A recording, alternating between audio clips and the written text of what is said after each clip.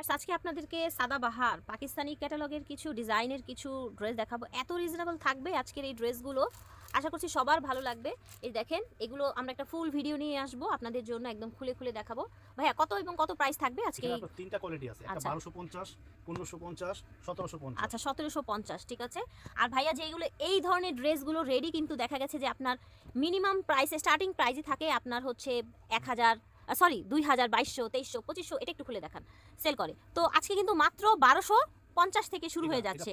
এটা 1550, কিন্তু 1250 থেকে আমাদের শুরু হয়ে গেছে। এটাও কিন্তু মিনিমাম 2000, 2200 টাকা সেল করা হয়। 2200 না? আচ্ছা, এই যে দেখেন, এখানে মাঝখানে কাজ, এই যে গলা দেখেন, স্লিভ দেখেন, স্লিভে লেজ আছে ভাই? হ্যাঁ, স্লিভে লেজ দেওয়া।